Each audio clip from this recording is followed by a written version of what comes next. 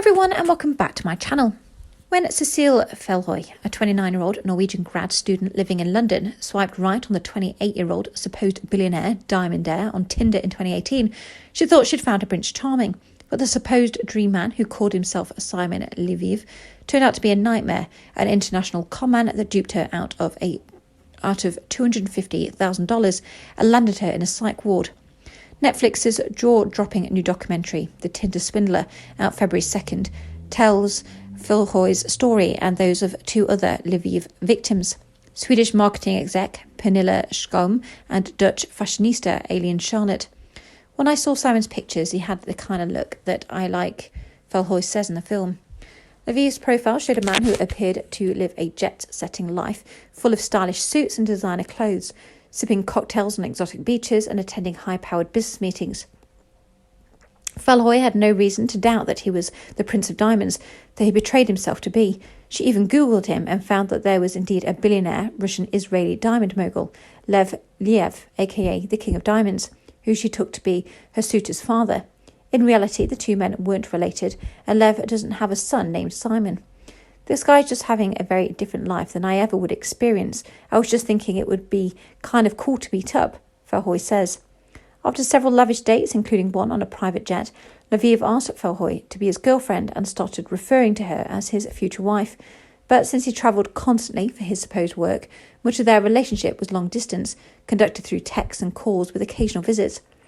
Leviev told Fjellhoy that the diamond industry was dangerous and he had unspecified enemies.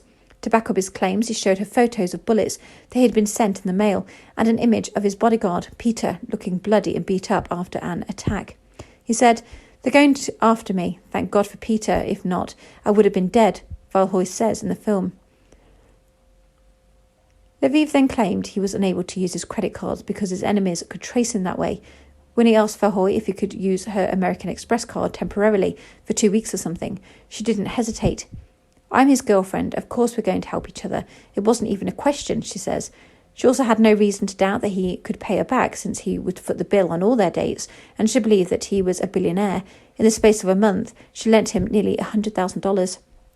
"Every second or third day is a new request," she says in the documentary. "Each time he maxes out the card, I have to take out a new loan." At the time, Fjellhoy believed that she was paying to support Leviev and his team and fun expensive business lunches in Stockholm, where her love had fled for supposed safety reasons.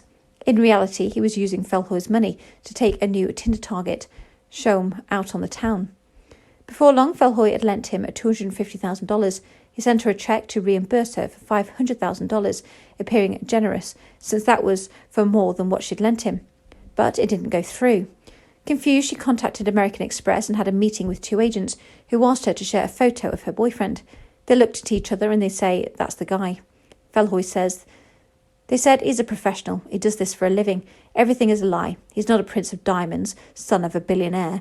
The man I love was never real. He faked everything. It was horrible because in a sense, I still loved him, or the person I thought he was. I don't understand how someone could be so fucking evil. I felt that he knew me." She returned home to Oslo to stay with her mother. Becoming so despondent about her debt, she considered suicide and checked herself into a psych ward. While there, she contacted American Express to find out more information and learned that her lover's real name was Simon Holt and that he had been arrested in 2015 for defrauding 3 Finnish women. "I had to stop him," Fjellhoy says.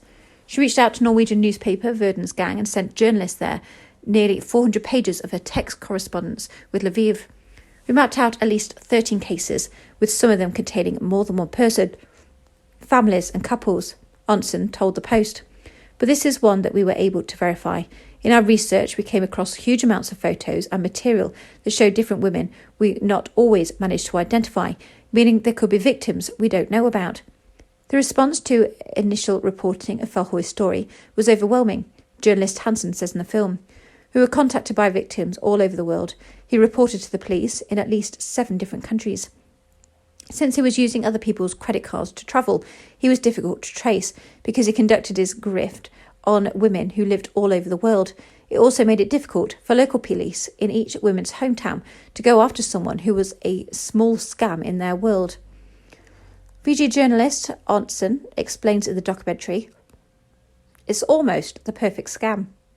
But thanks to intel from Fjellhoy and later Sjoholm and Charlotte, Interpol caught him in Greece in 2019.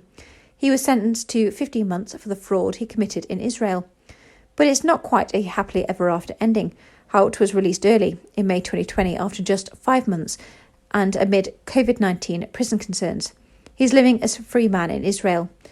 Fjellhoy and his other victims are still imprisoned by debt, slowly digging themselves out of the deep financial holes he pushed them into. The only thing we can do is get his face out there, Sjoholm says in this Tinder Swindler. If people know who he is and recognise his face, he can't do this anymore. Thanks for listening. Please like, comment and subscribe.